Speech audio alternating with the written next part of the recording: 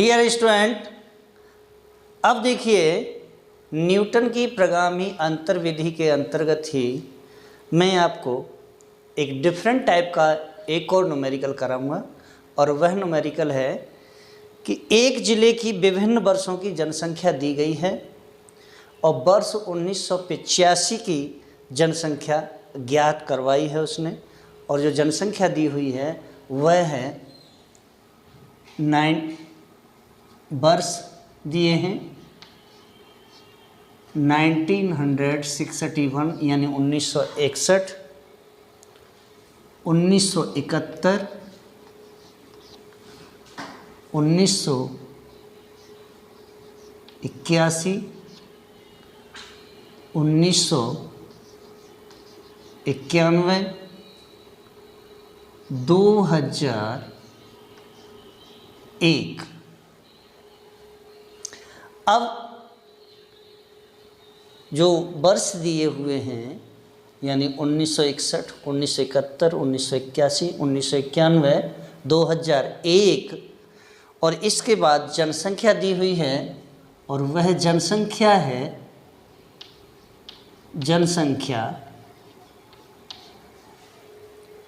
लाख में है, जनसंख्या लाखों में है। अब देखिए 1961 की जो जनसंख्या दी हुई है वह 70 लाख, कितनी है 70 लाख।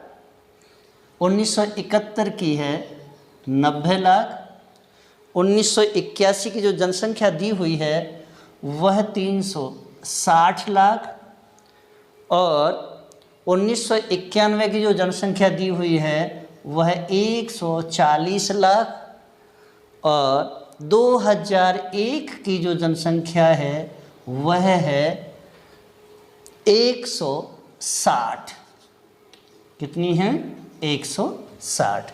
अब देखिए यहाँ हमें अध्ययन करने से पहले यह देखना है कि जब हम अध्ययन करते हैं और इसका अवलोकन करके देखते हैं तो जो स्वतंत्र चर है जिसे हम x बोलते हैं, सबसे पहले हम x के अंतर को देखते हैं कि अंतर कैसा दिया हुआ है। अब देखिए 1961, 1971, 1981, 1991, 2001 दिया हुआ है। मीन्स सभी में 10-10 वर्ष का अंतर आ रहा है। मीन्स यहाँ कोई भी प्रॉब्लम नहीं है। तो जो स्वतंत्र चर है उसे हम x से रिप्रेजेंट करते थे। तो जो पहला है x0, x1, x2, x3, x4। अब देखिए आश्रित चर को देखना है और आश्रित चर कौन सा है y। अब y की वैल्यू को हम देखते हैं तो y की वैल्यू का अवलोकन करने के बाद में हम देख रहे हैं कि 1961 की जो जनसंख्या है वह है 70 लाख, 1971 की 90 लाख, 1981 की 360 लाख। मीन्स एकदम इतनी जनसंख्या नहीं बढ़ेगी। इसका मतलब ये है कि यहाँ कोई ना कोई प्रॉब्लम है और इस प्रॉब्लम को हम सॉल्व करेंगे और यहाँ एक प्रश्नवाचक चिन्ह लगा लेंगे क्योंकि हमें इसकी वास्तविक जनसंख्या निकालनी होगी। तब फिर हम 1985 की जनसंख्या का कैलकुलेशन करेंगे। आगे देखते हैं 1991 में मीन्स 140 लाख सही है, 160 लाख सही है। तो सबसे पहले हमें किसको निकालना है 1981 की वास्तविक जनसंख्या को हमें कैलकुलेट करना है कि वास्तविक जनसंख्या क्या थी। तो जो आश्रित चर है उसे हम y0 से रिप्रेजेंट करते हैं, y1 से, और प्रश्नवाचक चिन्ह वाले को y2, y3 और y4। अब देखिए समंकों का जो हमने अवलोकन किया उस अवलोकन में 1981 की जो जनसंख्या दी हुई है उस 1981 की जनसंख्या में कहीं मिस्टेक है और उस कमी को हमें उजागर करना है। वास्तविक जनसंख्या पहले हमें यहाँ की निकालनी होगी, फिर 1985 की जनगणना का कैलकुलेशन करेंगे। अब आगे देखिए, जब सर्वप्रथम हम द्विपद विस्तार विधि का, अब हम इसमें क्या करेंगे, सबसे पहले हम द्विपद विस्तार विधि का जो द्विपद विस्तार विधि दी हुई है उस द्विपद विस्तार विधि को हम इसमें अप्लाई करेंगे और फिर इसके बाद में न्यूटन की प्रगामी अंतर विधि को अप्लाई करेंगे तो सबसे पहले हम क्या करेंगे, द्विपद विस्तार विधि का यहाँ प्रयोग करते हैं। और द्विपद विस्तार विधि में हम देखते हैं कि हमारे पास जो वैल्यू है वह कितने अंकों, कितने हमें वैल्यू मालूम है, 1 2 3 और 4। तो यहाँ जो सूत्र हम लगाते हैं वह सूत्र लगाएंगे, यानी डेल्टा 4 0 इजिकल टू क्या होता है 0। तो यहाँ क्या लगाएंगे, y4 माइनस 4y3 प्लस क्या आएगा 6y2 minus 4y1 plus y1 is equal to 0। अब आप इस सूत्र के अंतर्गत सारी वैल्यू को पुट कर लीजिए। अब देखिए पुट करते हैं तो y4 की जो वैल्यू दी हुई है कितनी है 160 ऋण, अब y3 की वैल्यू कितनी है 140, तो 4 गुणा 140 धन, अब y2 की वैल्यू हमें निकालनी है। और जब हम y2 की वैल्यू कैलकुलेट करेंगे तो y2 को एज इट रख दीजिए, यानी 6y2 माइनस, अब क्या बचा 4y1। अब 4y1 क्या है, y1 की वैल्यू कितनी है 90, तो 4 इंटू 90 यानी 4 गुणा 9 90। अब आगे प्लस, अब y1 की वैल्यू कितनी दी हुई है 70 और इजिकल टू y1 की वैल्यू, ये y0 है, y0 की वैल्यू कितनी है 70 इजिकल टू 0। अब आप इसे कैलकुलेट कर लीजिए। तो देखिए 160 ऋण 4 का गुणा कर दीजिए, 14 चौका 56 560 धन 6y2 माइनस 4 9 36 360 धन 70 बराबर 0। अब देखिए सॉल्व कर लीजिए, ले आइए इधर 6y को इधर ले आते हैं, 6y2 इजिकल टू क्या हो जाएगा, ये वैल्यू प्लस की है, ये माइनस की है, ये माइनस की है, ये प्लस की है, प्लस प्लस वालों को जोड़ लेते हैं, माइनस माइनस वालों को जोड़ लेते हैं। तो देखिए 560 धन 360 ऋण 160 धन 70 बराबर 0। तो 6y2 इजिकल टू, ये देखिए 0 6 और 6 12 के 2 हासिल का 1 1 और 3 4 4 और 5 9 920 ऋण, अब इनको जोड़ लीजिए 0 7 और 6 13 के 3 हासिल का 1 1 और 1 2 230 इजिकल टू 0। तो 6 ये हो गया आपका 6y2 इजिकल टू, अब इसमें से इसे माइनस कर लीजिए, तो माइनस करके देख लेते हैं, यानी 920 ऋण 230 0 1 12 में से 3 गए 9 बचे, और यहाँ रहे 8 8 में से 2 गए 6 बचे 690। तो ये हो गया, यही निकाल देते हैं 690। तो 6y2 इजिकल टू कितना हो जाएगा 690, इसलिए y2 इजिकल टू क्या होगा 690/6 बराबर 6 एकन 6 6 एकन 6 बचे आपके साथ 3 6 पंजे 30 115 6 एकन 6 और 6 एकन 6 3 6 पंजे 30। तो y2 इजिकल टू कितना हो जाएगा 115। अब देखिए वास्तविक जो वैल्यू है यहाँ जो दी हुई है वह वैल्यू होगी आपकी ये वाली 115। अब y2 की वैल्यू हमने कैलकुलेट कर ली है। इसके बाद अब हमें क्या करना है, न्यूटन की प्रगामी अंतर विधि को अप्लाई करते हुए 1985 यानी 1985 की जनगणना का हमें आंतरगणन करना है। तो क्या करते हैं, चलिए अब हमें इसे सबको हटा लेता हूँ, और चूंकि बोर्ड छोटा होने की वजह से 2 बार इसे सॉल्व करना पड़ेगा, इसलिए अब देखिए आगे मैं इसे हटाता हूँ, और ये जो वैल्यू है वह वैल्यू होगी आपकी, देखिए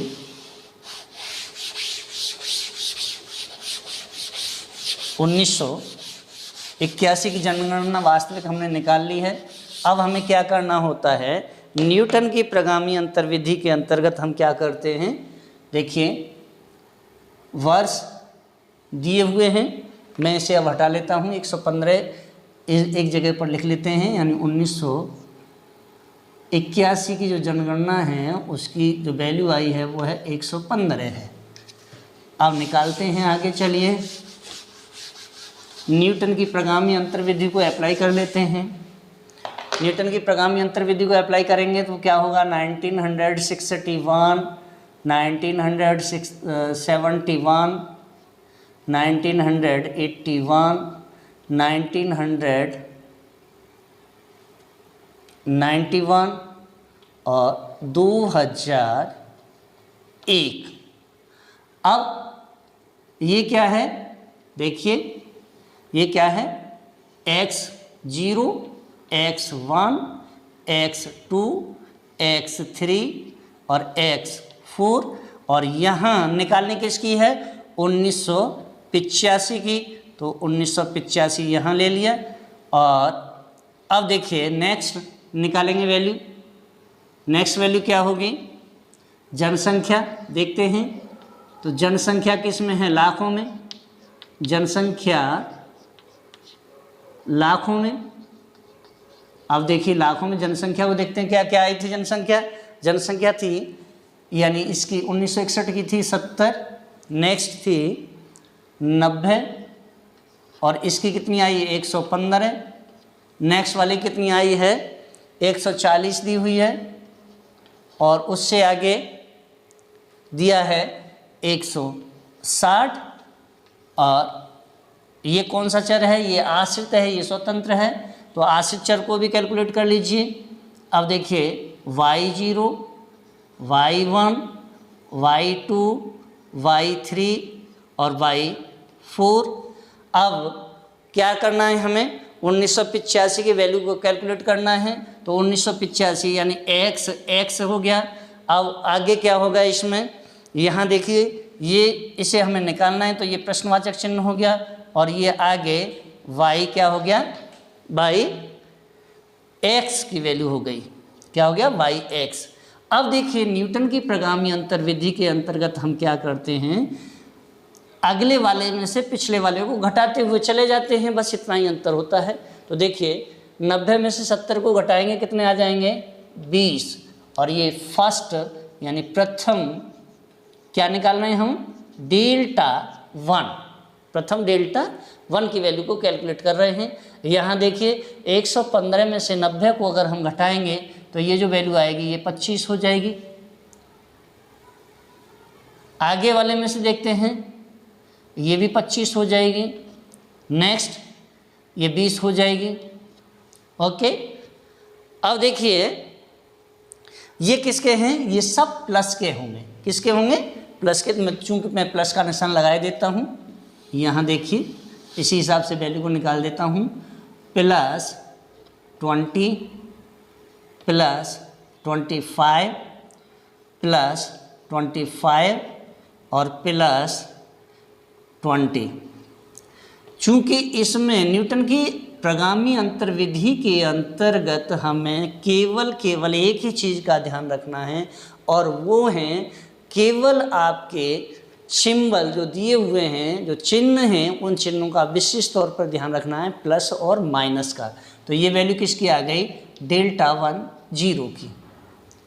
नेक्स्ट निकालते हैं, चलिए नेक्स्ट की वैल्यू कैलकुलेट कर लीजिए। ये हो गया, ये द्वितीय डेल्टा क्या होगा, द्वितीय, और ये डेल्टा। अब देखिए 25 में से 20 को घटा दीजिए, कितने आएंगे, +5। 25 में से 25 को घटा देंगे, क्या आ जाएगा 0, 20 में से 25 को अगर हम घटाएंगे तो माइनस के 5 हो जाएंगे। हो गया? तो यहाँ देख लीजिए ये वैल्यू क्या हो जाएगी, डेल्टा 2 और डेल्टा 2 जो दिया हुआ है वह क्या होगा, डेल्टा 2 0। अब देखिए नेक्स्ट निकालते हैं तृतीय को। चलिए, यानी तृतीय और तृतीय डेल्टा को हम वैल्यू कैलकुलेट करेंगे। तो तृतीय डेल्टा की जब वैल्यू कैलकुलेट करते हैं तो क्या है, नीचे वाले में से ऊपर वाले को माइनस करते हैं, और जब नीचे वाले में से ऊपर वाले को माइनस करेंगे तो क्या हो जाएगा, देखिए 0 में से 5 को माइनस करेंगे तो ये माइनस की वैल्यू हो जाएगी, क्या हो जाएगा, माइनस की वैल्यू हो जाएगी 5, और इसको इसमें से माइनस करेंगे तो ये भी वैल्यू माइनस की 5 हो जाएगी, और ये हो जाएगा आपका डेल्टा 3।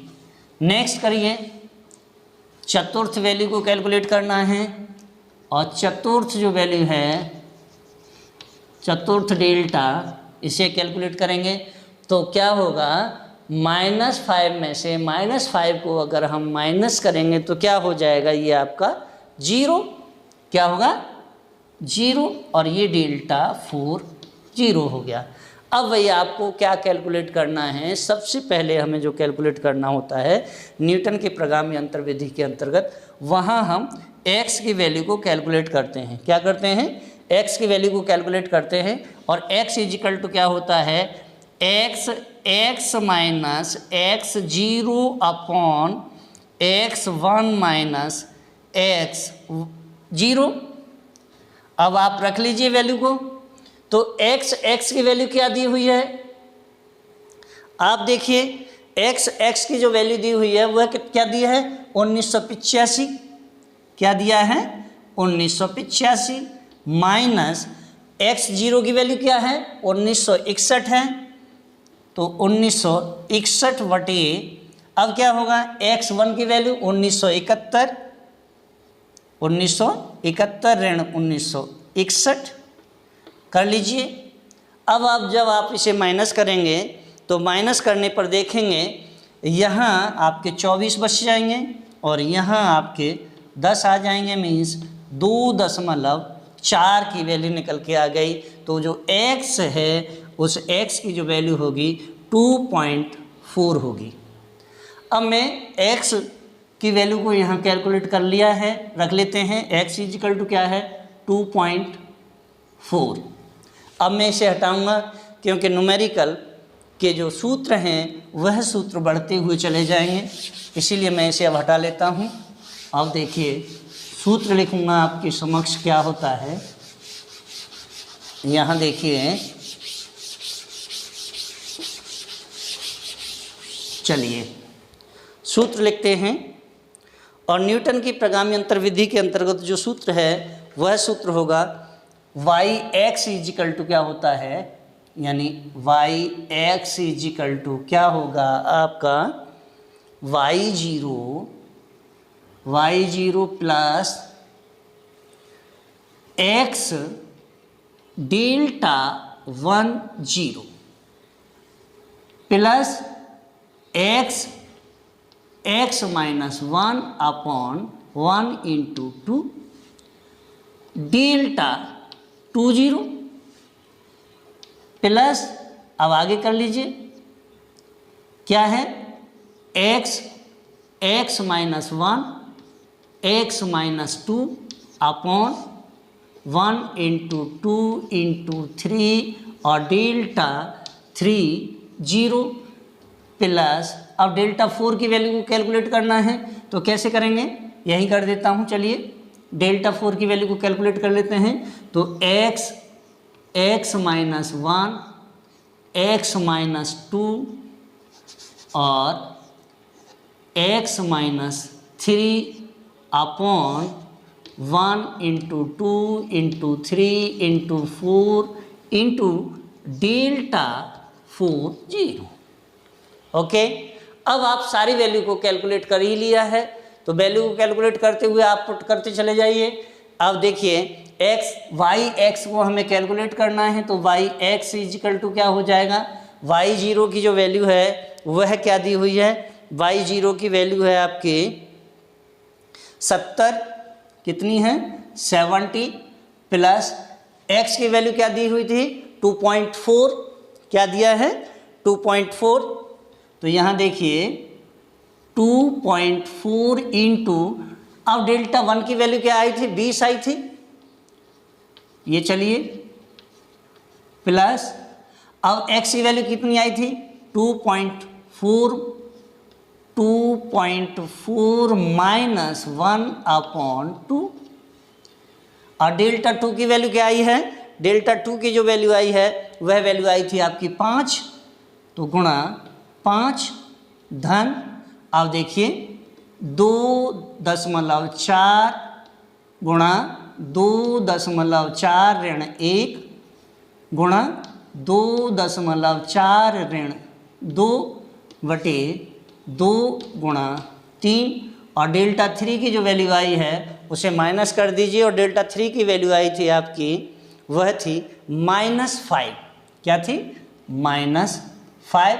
अब ये वाली वैल्यू कैलकुलेट कर लीजिए, प्लस कर लीजिए यहाँ, और ये वाला सूत्र इधर ले आइए, देखिए क्या हो जाएगा, यानी 2.4 माइनस 1, 2.4 माइनस 2, 2.4 माइनस 3 अपॉन क्या हो जाएगा 2 इंटू 3 इंटू 4 इंटू क्या हो जाएगा, अब देखिए डेल्टा 4 की जो वैल्यू दी है वह दी है 0, तो डेल्टा 4 की वैल्यू 0 कर लीजिए। अब भाई आप इसको कैलकुलेशन कर लीजिए, तो देखिए कैलकुलेशन कर लेते हैं, yx इजिकल टू क्या हो जाएगा 70 धन इसका इससे मल्टीप्लाई कर लीजिए, तो 20 का अगर हम इससे मल्टीप्लाई करेंगे किससे 2.4 से, तो ये हो जाएगा 48, कितना हो जाएगा 48, यानी 24 दूनी 48 हो गया, प्लस अब देखिए इसे कैलकुलेट करते हैं, और ये वैल्यू हो जाएगी आपकी यानी 2.4 गुणा 1.4 बटे 2, और ये गुणा 5 धन 2.4 गुणा 1.4 गुणा ये हो जाएगा आपका 10.4 और बटे 2 गुणा 3, और ये वैल्यू कितनी आई थी किसकी, यहाँ देखिए ये वैल्यू आपकी आई है इसके माइनस यानी गुणा -5, प्लस कर लीजिए आगे। अब ये वाली वैल्यू कैलकुलेट करनी है हमें, तो 2.4 गुणा 1.4 गुणा 0.4 गुणा, अब देखिए 3 में से 2.4 को अगर हम घटा देंगे, 2.4 को 3 में से घटाएंगे तो क्या हो जाएगा 0.6, और ये वैल्यू होगी माइनस की, -0.6 upon 2 into 3 into 4 into 0। Okay, चलिए आगे करिए, अब वही करते चले जाइए आप आगे। अब देखिए क्या होगा, yx इजिकल टू 70 धन 48 धन क्या हो जाएगा, ये जो वैल्यू आएगी कैलकुलेशन कर लीजिए आप, और इसका कैलकुलेशन करने पर ये वैल्यू आएगी आपकी 16.8, कितनी, इसका इससे सीधे सीधे मल्टीप्लाई कर लीजिए, और ये 16.8 वैल्यू आ गई, 2 का भाग देना है धन, आगे करिए, आगे वाले की जो वैल्यू आएगी वह वैल्यू होगी 6.72, कितनी होगी 6.72 में भाग कितने का देना है 6 का, धन कर लीजिए आगे, और आगे जो वैल्यू होगी वह वैल्यू होगी आपकी, लेकिन एक चीज़ और ध्यान रखनी है कि ये जो वैल्यू होगी, ये वैल्यू चूंकि यहाँ माइनस का चिन्ह लगा हुआ है इसलिए ये वैल्यू माइनस की हो जाती है। नेक्स्ट आप देखते हैं तो आगे क्या होगा, इसे भी सॉल्व कर लेते हैं, और इसे सॉल्व करेंगे तो ये जो वैल्यू होगी वह वैल्यू होगी 0.80 8064 अपॉन 24 और ये क्या हो जाएगा गुणा 0 कर देते हैं तो ये जो वैल्यू होगी ये टोटल वैल्यू क्या हो जाएगी 0। और जब ये 0 हो जाती है तो 0 में 24 का अगर हम भाग देंगे तो ये क्या हो गई, अगर इसमें हम गुणा करते हैं 0 का तो ये वैल्यू हो जाएगी 0, 0/24 इजिकल टू क्या हो जाएगा 0। तो एक वैल्यू तो 0 हो गई।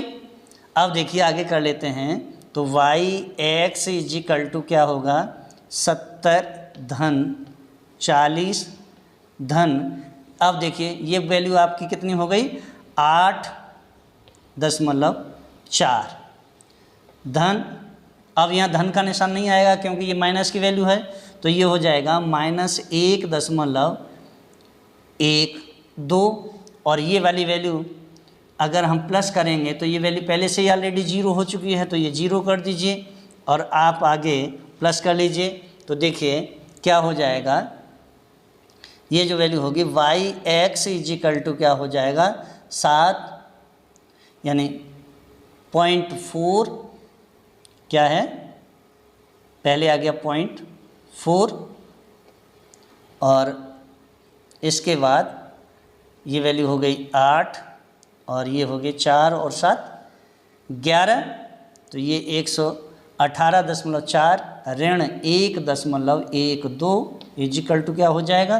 तो देखिए 118 में से क्या करना है, 118.4 में से हमें 1.12 को घटाना है, तो 0 बढ़ा लीजिए, यहाँ 8 बच गए, 3 में से 2 गए 1 बचा, 3 में से 1 गया 2 बचे, यहाँ दशमलव लगा लीजिए 7 1 1, तो ये वैल्यू हो गई 117.28। तो y(x) इजिकल टू क्या हो जाएगा 117.28।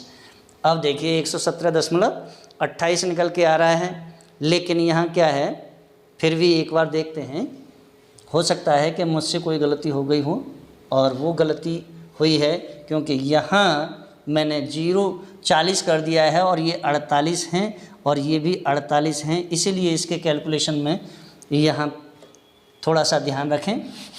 और देखिए क्या होगा y(x) इजिकल टू 70 धन 48 धन ये हो जाएगा 8.4 ऋण 1.12 इजिक, अब जोड़ लीजिए तो 70 48 और 8.4, ये 4 हो गया, 8 और 8 16 के 6 हासिल का 1 और 7 और 4 11 और 1 12, 126.4, तो ये वैल्यू हो गई 100। तो y(x) इजिकल टू होगा 126.4 में से ऋण कर लीजिए 1.12 को, तो ऋण कर लेते हैं यानी घटा लेते हैं, तो चलिए घटा के भी देख लेते हैं और घटाएंगे तो 126.4 में से 1.12 को माइनस कर लीजिए, तो ये 0 बढ़ा लीजिए, 8 बच गए, 2 बचे दशमलव, और ये 6 में से 1 गया तो 5 बचे, 2 बचे 1 बचा, यानी 125। तो ये जो वैल्यू होगी वह वैल्यू होगी 125.28, यानी y(x) इजिकल टू जो वैल्यू होगी वह वैल्यू होगी 125.28 लाख, और 28 की कोई वैल्यू है ही नहीं, इसीलिए 125 लाख ही इसे लिखेंगे, यानी 125 लाख वैल्यू किसकी होगी 1985 की जनसंख्या जो होगी वह जनसंख्या होगी 125 लाख। अब देखिए इसके बाद नेक्स्ट मैं आपको जो टॉपिक कराऊंगा वह टॉपिक कराऊंगा, ये बिल्कुल ही इससे भी हट करके कराऊंगा, और वहाँ तक आपने अभी सोचा ही नहीं होगा, वहाँ हम लेकर के चलेंगे जहाँ आवृत्तियाँ दी हों, यानी आवृत्ति श्रेणी में हमें आंतरगणन कैसे करना होता है। आवृत्ति श्रेणी क्या होती हैं, आवृत्ति श्रेणी में आपको मैंने पहले से ही बताया है, यानी 0 से 10, 10 से 20, 20 से 30 और 30 से 40 वाले जो श्रेणी होती है ये आवृत्ति श्रेणी होती है। अब मैं अगले जो वीडियो लेकर के आऊँगा वह वीडियो इसी के आधार पर, यानी आवृत्ति के आधार पर हम इंटरपोलेशन निकालेंगे, अंतर्गणन करेंगे। और इसके साथ ही अगर आपको मेरा वीडियो अच्छा लगा हो तो वीडियो को लाइक करें, शेयर करें, कमेंट करें, बेल आइकन का बटन अवश्य दबाएं, साथ ही सब्सक्राइब करना ना भूलें। और देखिए मेरे पास जो कमेंट आ रहे हैं ज़्यादातर बच्चों के, वह एक ही बात पूछते हैं कि सर ये किस क्लास का टॉपिक है, बीए फर्स्ट ईयर का है, बीए सेकंड ईयर का है, बीए थर्ड ईयर का है, बीकॉम फर्स्ट ईयर का है, बीकॉम सेकंड ईयर का है, बीकॉम थर्ड ईयर का है, या आपका बीएससी ऑनर्स इकोनॉमिक्स के बीएससी इकोनॉमिक्स जो ऑनर्स हैं उनका first year, second year, third year का है। तो देखिए इसके लिए ऑल ओवर इंडिया की जितनी भी यूनिवर्सिटी हैं उन यूनिवर्सिटी के अंतर्गत जो स्टैटिक्स का पेपर है उस पेपर को कहीं बीए मतलब फर्स्ट ईयर में पढ़ाया जाता है, कहीं सेकंड ईयर में, कहीं थर्ड ईयर में। इसलिए आप कहीं पर भी कंफ्यूज ना हो, आपका जहाँ पर भी जो पेपर पढ़ाया जा रहा हो, मान लीजिए अगर बीकॉम सेकंड ईयर या बीए सेकंड ईयर या BSc honours economics second year में पढ़ाया जा रहा हो तो वहाँ से आप देख सकते हैं। तो मैं आपके लिए या एमए प्रीवियस, एमए फाइनल और एमए प्रीवियस एमए फाइनल दोनों में ही ये पेपर आते हैं। और इसके बाद MCom previous, MCom final, MSc economics previous, MSc economics final, तो ये कहीं पर भी आपके हैं। लेकिन मैं इस हर एक चीज़ को क्लियर करके आपके समक्ष चल रहा हूँ, और आपकी समझ में अगर आता है, आपकी कोई प्रॉब्लम है तो आप मेरा जो व्हाट्सअप नंबर मैंने लगातार दिया है 8619024211 पर आप मेरे को मैसेज कर सकते हैं। मैं आपके जो भी कमेंट हैं, जो भी आपका टॉपिक है, उस टॉपिक को हैंड टू हैंड सॉल्व करके आपको व्हाट्सअप करूँगा, या मेरे को लगेगा कि इस पर वीडियो बनाना चाहिए तो वीडियो भी बनाऊँगा। और इसके साथ ही आप मेरे चैनल को सब्सक्राइब करना ना भूलें। धन्यवाद।